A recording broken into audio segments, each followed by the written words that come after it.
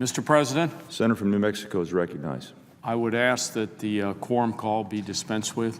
Without objection. Great. Thank you, Mr. President. And I'm pleased today to join my colleague, the senator from Colorado, my cousin, but he's really more like a brother, to highlight the importance of renewable energy, clean energy. He just spoke here a little bit earlier about renewable energy and clean energy and wind energy, and I want to express my support for the extension of the wind production tax credit. Mark Udall, he knows well, and I do, how important this is, and I want to commend him for his efforts here on the floor, his persistent efforts to try to get this done. I came to the chamber to discuss wind incentives earlier this year. I urged then and I urge now an immediate extension. We need this before the end of the year. We need to provide certainty for wind projects and employees. But here we are again today. We haven't got it done yet, but we're going to have to keep working. And as the presiding officer and the senator from Colorado knows, we work on the floor, we work off the floor, we're working behind the scenes to try to get this done. And we need to get this extension. This vital tax credit for wind is set to expire in 18 short days. That would be a huge mistake to let it expire. Many projects would be delayed. Thousands of jobs would be lost. Clean energy jobs have been a bright spot in our economy. We've seen wind energy capacity in America equivalent to 75 large power plants, and it's still growing. We added the equivalent of 10 large power plants worth of wind power in 2011. And we see this on this chart here, and we're going to add even more this year. This chart shows some interesting facts about wind power in New Mexico. We already have enough wind power installed in New Mexico to power 200,000 homes. 200,000 homes. We have 20 times more capacity in the planning stages. And then look at this projection. New Mexico has wind potential power 75 times more than the state's electricity needs.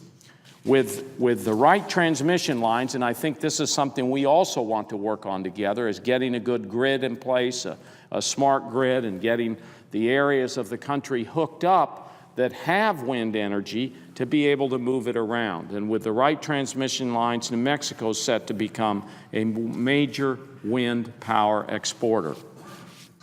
And wind power already supports 500 jobs in New Mexico. Wind farms mean payments for farmers and ranchers in New Mexico during times of drought. They mean a local tax-based support for rural schools, and they mean a brighter future for our economy. We're seeing real growth, real potential, but progress depends in part on us continuing the support for this tax credit. The tax credit has been extended 7 times by presidents and Congresses of both parties. It was enacted under a Democratic Congress and signed into law by President H.W. Bush. It was extended in 1999 by a Republican Congress and signed by President Clinton. And in 2005, it was extended under President George W. Bush as a part of the bipartisan energy legislation drafted by Senator Bingaman and Senator Domenici of New Mexico.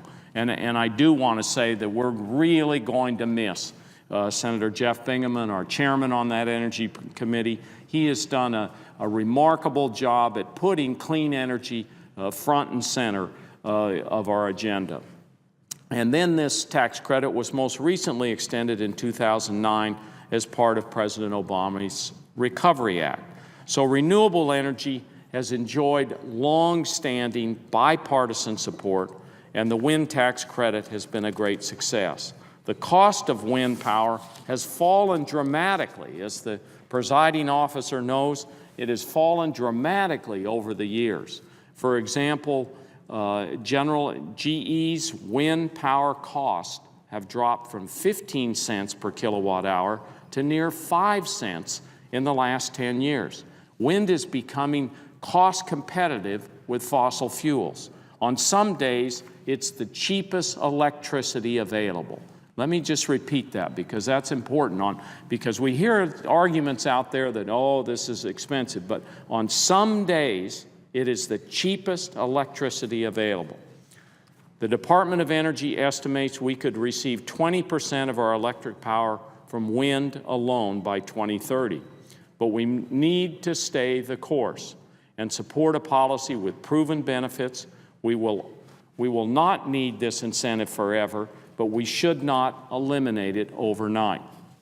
Wind resources are widely available in the West, the Midwest, and even offshore. And support of the wind tax credit is diverse. Wind power benefits a wide variety of Americans.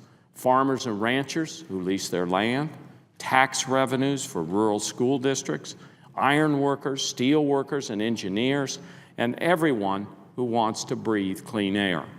Other countries, China, India, Japan, and Germany, they see these benefits too. They also want the job growth. They also want the energy security, and they are acting aggressively to take leadership of the clean energy economy. Our workers and entrepreneurs can compete with anyone on a level playing field, but Congress is tying one hand behind their back by leaving important incentives like this in jeopardy. Let's continue the bipartisan support for the wind tax credit. Let's work together and get the job done for our economy, for our energy independence. Let's continue to invest in clean energy.